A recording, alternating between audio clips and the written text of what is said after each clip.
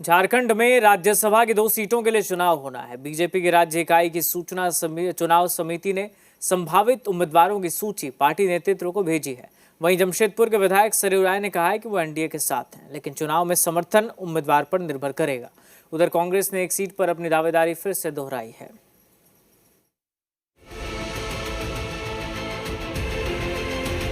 झारखंड में राज्यसभा की 2 सीटों के चुनाव की सरगर्मी तेज हो गई है। बीजेपी की चुनाव समिति ने संभावित उम्मीदवारों के नामों पर चर्चा के बाद सूची केंद्रीय नेतृत्व को भेज दी है। नेता प्रतिपक्ष बाबूलाल मरांडी के मुताबिक पार्टी ने झारखंड की भावनाओं और संगठन की राय से केंद्रीय नेतृत्व को अवगत करा दिया है। अब अंतिम निर्णय पार्टी के केंद्रीय नेतृत्व को लेना है। केंद्रीय नेतृत्व के फैसले के बाद उम्मीदवारों के नामों की घोषणा की जाएगी। राज्यसभा के उम्मीदवार को लेकर के चुनाव समिति यहाँ बैठी थी और बैठ करके केंद्र को हम सब लोगों ने भेज दिया है। यहाँ की भावना से हमने कहा कि यहाँ के भावना से केंद्र को हम लोगों ने अवगत करा दिया। अब केंद्र फिर डिसीजन लेगी तो फिर आप सबको बता दी जाएगी, आ जाएगी सामने। भारतीय जनता पार्टी जिस नीति और सिद्धांत की बात करती है, उस नीति और सिद्धांत से बिल्कुल अलग हट करके ये निर्णय लेने का काम कर रही है। तो हम लोग भी सजग हैं और सजगता के साथ इंडिया गठबंधन के जो भी प्रत्याशी होंगे उनकी जीत हम लोग सुनिश्चित करेंगे। वहीं जमशेदपुर पश्चिम के विधायक सरयू राय ने राज्यसभा चुनाव में बीजेपी के संभावित उम्मीदवार पर बयान दिया है। इनका कहना है, हम एनडीए के साथ हैं, लेकिन हमारा समर्थन उम्मीदवार पर निर्भर करेगा।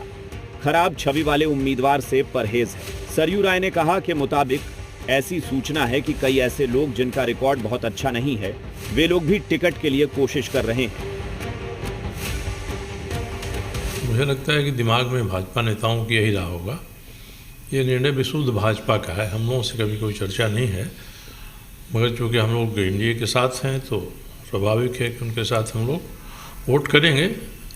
यदि कोई ऐसा उम्मीदवार नहीं खड़ा हो जाए उनकी तरफ से जिसको हम लोग घोर नापसंद करते हैं, तो आदमी पूरी तरह से वहाँ जाएगा ही जाएगा।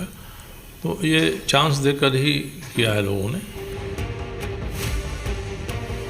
उधर कांग्रेस ने राज्यसभा की एक सीट पर अपनी दावेदारी फिर से दोहराई है। पार्टी नेता कह रहे हैं, सीएम हेमंत सोरेन से इस बारे में बातचीत हो चुकी है। उन्होंने उम्मीद जताई कि सीएम जल्दी ही इस पर अंतिम फैसला लेंगे और महागठबंधन एकजुट होकर चुनाव लड़ेगा।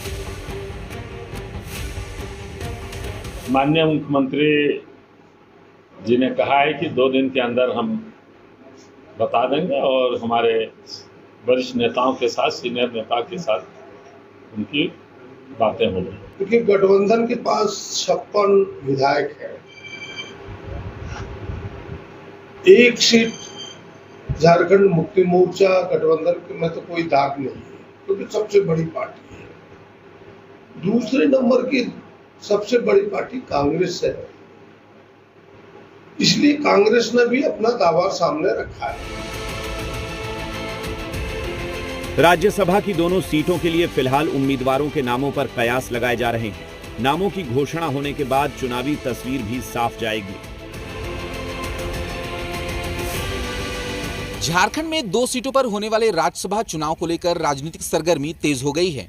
एक तरफ जहां इंडिया गठबंधन पर्याप्त आंकड़ों के साथ मजबूत स्थिति में नजर आ रही है, वहीं दूसरी तरफ भारतीय जनता पार्टी ने भी अपने संभावित उम्मीदवारों की सूची केंद्रीय नेतृत्व को भेज दिया है। और इसी बीच झारखंड मुक्ति मोर्चा ने बीजेपी की मंशा पर सवाल उठाते हुए कहा है कि बीजेपी लाख कोशिश कर ले, लेकिन झारखंड में इंडिया गठबंधन के प्रत्याशियों की जीत सुनिश्चित होगी।